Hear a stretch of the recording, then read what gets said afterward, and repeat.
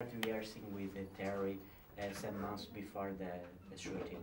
What did he say to you, and what did you learn from him? Terry suggested that I might look at some paintings of the Madonna, and I spent many hours and days in the Metropolitan Museum of Art, just sitting on the benches, like just staring at these women and seeing this quality that they had, the way that even that they held their hands, and there was this air about these women in the paintings.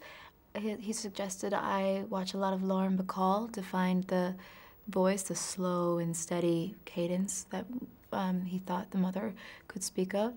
I looked a lot at women that were the embodiment of Grace, Grace Kelly, Audrey Hepburn, and I found that there was this stillness and kind of the surrender that all these women had.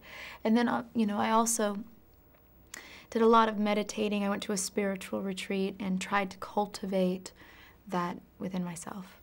Can you talk about your character, the way it connects with two worlds, a micro world, the family world, and the macro world, yes, the stars and the universe? The beginning of the film, you hear the mother's voiceover saying there's two ways through life, the way of nature and the way of grace, and we have to choose which one we'll follow. It's a Thomas à Kempis poem.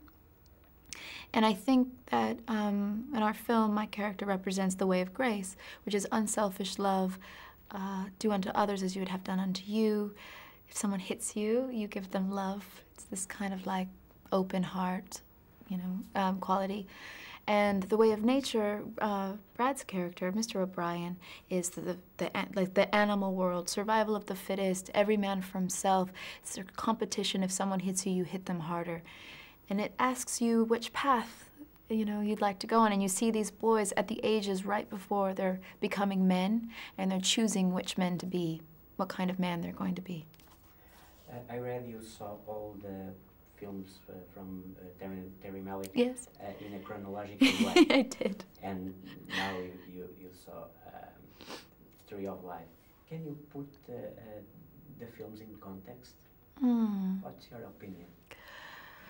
Well, I think there is a through line for me when I watch all of his films, and I definitely see, and maybe because I'm so tapped in on the grace and nature aspect, I absolutely see that in most of his films, where there is this struggle in the modern competitive, greedy, I want, this is mine, in murder, even in Badlands, this world mixed, struggled with that and this kind of enlightened, compassionate, generous, spiritual way of being.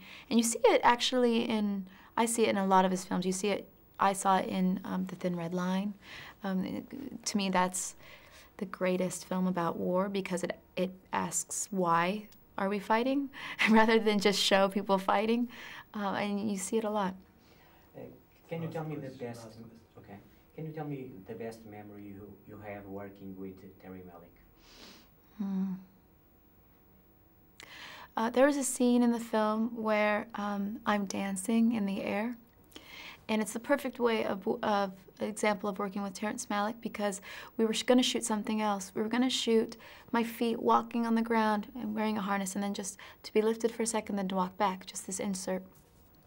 We were losing the light. It wasn't quite working. It didn't look good. And I used to be a ballerina when I was a child, and he knew that. And I was kind of I was so happy in the harness. I was swinging back and forth, and the camera's rolling. And he said, "That's it. Just start, dancing, And so we filmed all this stuff of me moving and dancing. And when I see that, I think that's the perfect way to describe a Terrence Malick movie because he captures the happy accidents and he creates a space that's open to the unexpected, beautiful surprise. And it's always better than what you try to plan. Thank you very much. Thank you.